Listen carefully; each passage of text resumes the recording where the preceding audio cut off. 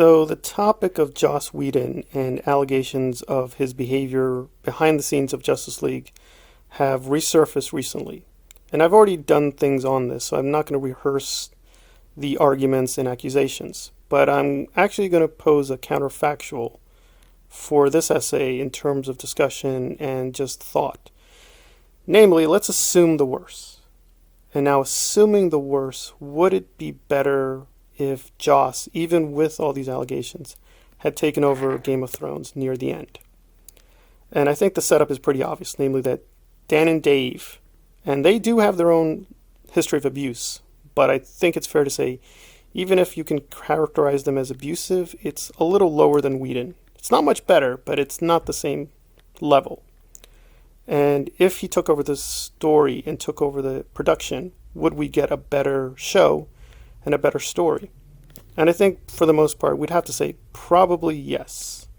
Now, Justice League does prove that it's not the case that every time he takes over, we're going to get a better result. That's not true, clearly.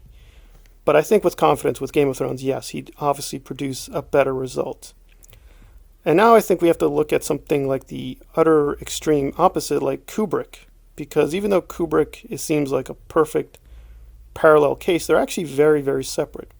So yes, there is obviously very strong evidence of abuse in cases like The Shining, where he and Shelley Duvall really had a lot of antagonism, or him on Clockwork Orange, where the nicest thing you could say is he physically tortured some of the main actors because of the nature of that particular film. And yet we have something like Eyes Wide Shut, where, as far as my research has shown, there is very little abuse. In fact, quite the opposite. It's a very nice fraternal atmosphere, and yet some would consider it one of the best works of all time. I don't rate it that highly. I don't think it's that good a film, but we're stuck. So it's nice to think, well, maybe the best storytellers are not very abusive. And we look at somebody like Stephen King, who completed the Dark Tower series, even if he was very close to death, unlike George, who has still not finished his series. And so maybe there's a nice, simple relationship between great storytelling and lack of abuse. But if you look at Joss Whedon, and admittedly his record is a little bit more chaotic, in some cases I think it's very great, in some cases I don't think it's very good at all, but he is a very good storyteller, certainly much, much better than Dan and Dave. So we have a kind of sharp dilemma that if we know for a fact, are these people good creators or not? And I don't mean just in terms of abuse or ethics, but are they good storytellers, period? Can they tell a story? And I'm often hesitant with most people, whether it's Zack Snyder or Kubrick or Alan Lee or Paul Thomas Anderson. You go through the list, or George Martin, honestly. But with Dan and Dave, I can probably say unequivocally with a lot of confidence, they are not good creators. Almost anybody would have been a better decision to run that program or to have control of that story than them. So in this case, we have seems not really a trade-off, at least not in terms of the audience or critics. They would get a better story. But the performers would be worse off. They would experience at least some abuse. And I know some people will take the opposite extreme argument that say, I don't care about that. I don't care about the performers. I only care about the story. I only care about myself. If they face some abuse, so be it. They signed the contracts. They're really well paid. They're grown adults. I don't care about them. You know, sort of like the Gwyneth Paltrow factor. People often use Gwyneth as a great case, which I think is horrific, that she deserves to be abused. I don't agree with that at all. But again, I'm biased towards her. But you do have that attitude that the performers are well paid. So, and as long as they're grown adults and they consent, what's the issue? And that's true, but then you look at somebody like George Martin, and to some degree, yes, he did consent. He did give away the books, but he thought that Dan and Dave would do his story, and I think there's pretty strong evidence they betrayed him. Now, we're back to the same dilemma. He's a grown adult. He got paid money. If he didn't really trust them, he shouldn't have given them the rights. But he did give them the rights, so can he really complain later that they abused him at all? Can the fans say that they were really abused? They had a choice. They didn't have to watch the show. They didn't have to buy any DVDs. They didn't have to pay for HBO. And yet I think we know, no, I think that they did deceive us. So there was a form of abuse, but with George, it was fully contractual. So we're back to the first dilemma. Well, if that's the case, if abuse is sort of built into the creative relationship, then the only question, kind of a little finger paradox is, well, don't we have a responsibility? Nay, for the realm, we should give it to the better creator, even if there is abuse.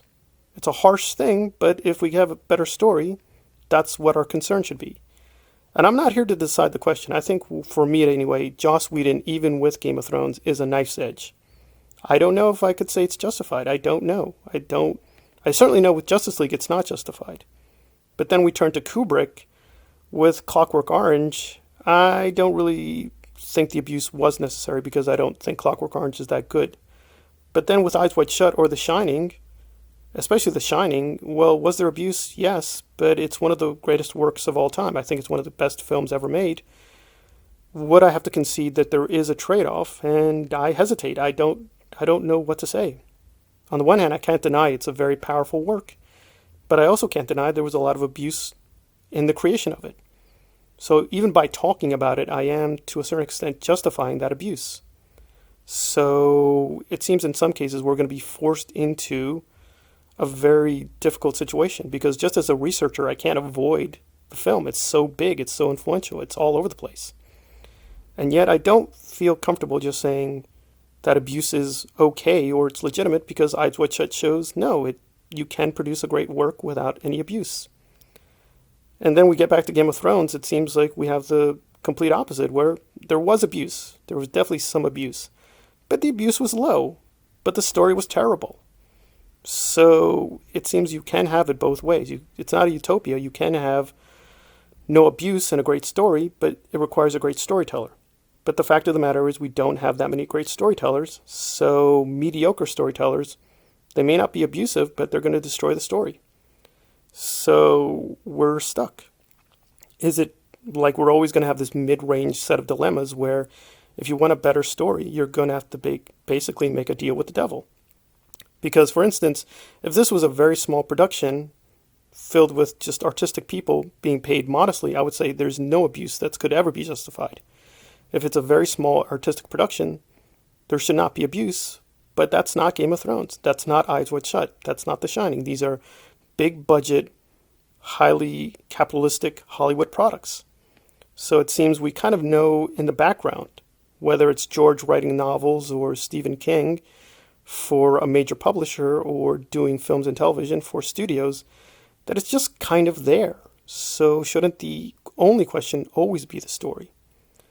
And I'm not here to answer the question. I'm really just posing it as a dilemma to the listeners. Would you pull the trigger and give Joss Whedon the job? Would you let him take over Game of Thrones knowing what we know now and assuming the worst? I would hesitate. I'd say I don't know. I know for a fact he would make a better story, but I don't know if I would say he should have the show. But it really does chill me to the bone to say, yeah, I just don't have much doubt it would still be a better story. And that's, I think, where we confront ourselves in this very larger question of how much power should creators have over the creations, and are there any ethical limits to creating any work of art or work of fiction? And I don't have a solution. I'm just posing the question because I'm still working it out myself as to where the line is drawn. But I think with Game of Thrones, unfortunately, it's not much of a line because we definitely know we're going to get a worse story if we give it to these creators. And if we give it to almost any other creators, we're getting a better story. And that's where we are, at least with some works of fiction. All right. Thanks for listening. Please have a good day. Please be safe.